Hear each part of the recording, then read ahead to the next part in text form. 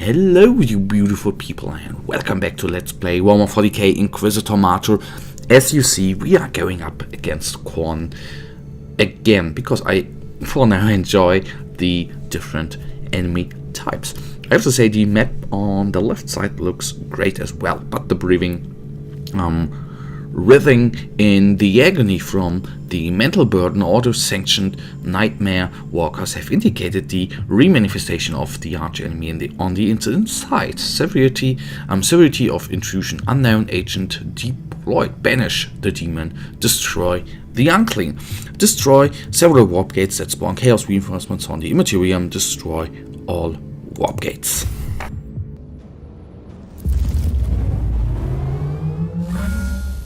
Several warp rifts are active in the area. Don't stay in that cesspit any longer than necessary, Inquisitor. I will try, babe, but I guess I will stay just fine. I can promise you one thing, in the next episode I will take missions on with a bigger... sorry, I needed to concentrate for a second. With a bigger power rating. As you've seen, we quickly kill the enemies here, but once we are surrounded like that, they can quickly take us down anyhow, even though the power rating is not as high as it could be. The possessed, I quickly take... oh god, these two guys there. Flamer down. Of course, always a nice thing to take down the normal rebels there, because even if you say, well, they, you know, with their tinsy little autoguns, yes, in groups they can be really, really nifty to go up against. As it is with hordes. I have the feeling that that actually is not happening as often as it did half a year ago or a year ago. There was really large groups of Nurglings, for example, and once these guys surrounded you, per se saying they did not do much damage and they could be easily killed off with a grenade, for example, but in the end they could damage you quickly and unfairly as well. So I first of all try a different tactic here. Oh my god, I'm nearly down. Come on, jump up. No, so my tactic was very bad. There you can see. Maybe one thing you should not do is just get in blindly, surrounded by all the enemies, and in the end not taking what you need to do, killing off the warp gates, so to say.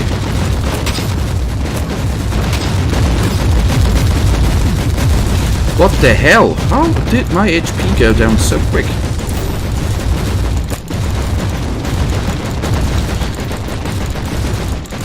So as I said before, the power rating is not the biggest, but as you can see here, it is not very nice to go up against those enemies here. All of them explode.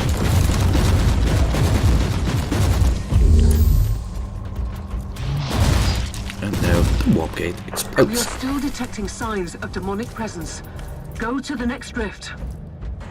Ah yes, I know, there are still 2 rifts, you don't need to remember me of that, Ragnar. And to the left, so...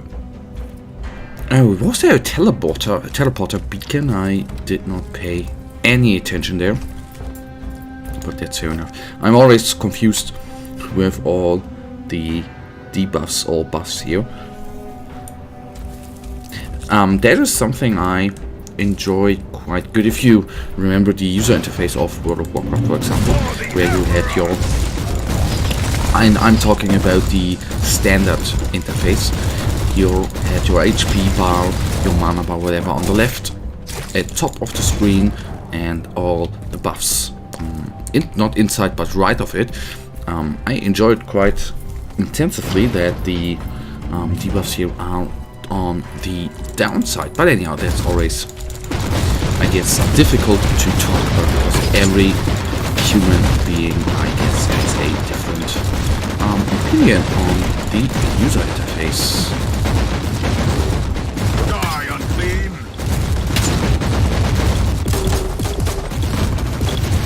Still, I'm missing AoE damage. I would like to find a belt which is worth using with grenades. That would be quite nice. So, those guys gone. Some credits found, so it was already worth it. Let us quickly regenerate and then regenerate resistance as well in order to take down the next room. And I am not just going blindly inside. I will try to take down as many enemies before as I can. Gunners. Reload, quickly take those guys down. And no, it is not the last room. I thought, okay, yes, I brain effed there.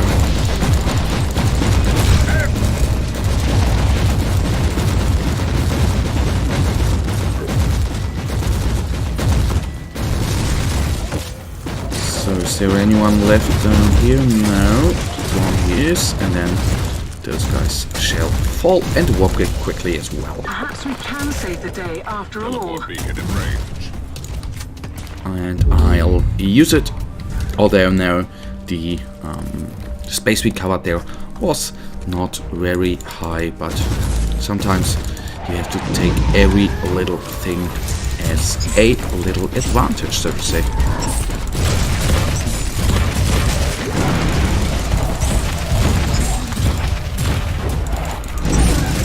So he's nearly down. We are sadly enough awaited, so let me just simply kill the surrounding DPS and then... Okay, you can take down the breaches, that is nice to know. Unclean!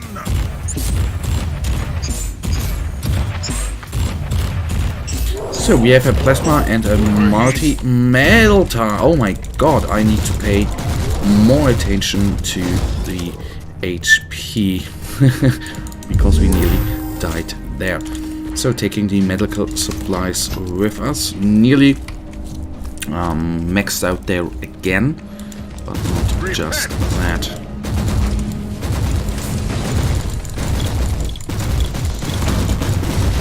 Okay, Gunners, taking the supply with me because why not?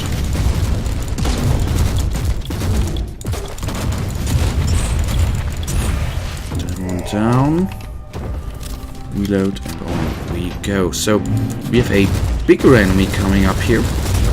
Let's see what or who it actually is once I've killed off all the... Okay, just a skull taker. So there we already know not the biggest problems.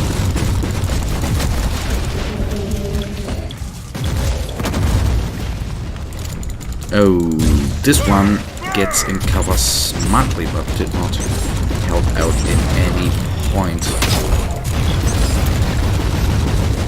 Okay. So let me jump into them. I know I've, in the other room, I have not taken up the multi-melter. I know that, but in the end, what the hell, these credits, the 5 or 10, or even let it be 100 credits, I have not, does not matter, I think, at all. As I said, I have abilities I favor more, and I'm now talking about the jump pack, of course. The Cyclone Missile Launcher I like it a little bit more, because really the AoE capabilities of that thing, but in the end, against those enemies here, the jump pack is quite nice.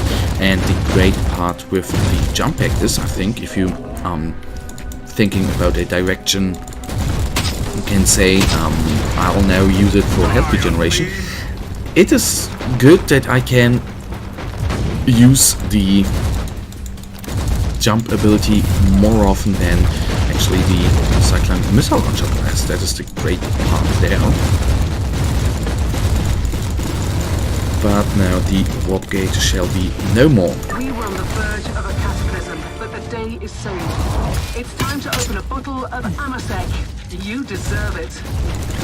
Well, I don't think so. Anyhow, taking that with me, exit, and then we, quickly take a look at the items we have received. I honestly have a good feeling, but you never know. Sometimes these things, of course, they can escalate. The auto pistol might be good or might not be good. Oh, the Thunderhammer looks nice.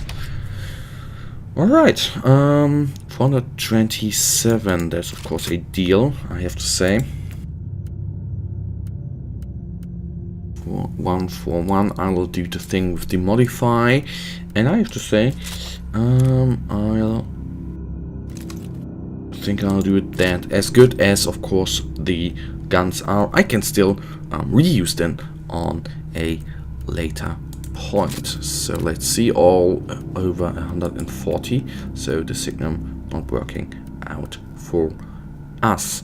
Now we have regeneration on that. I can modify that if I think about it.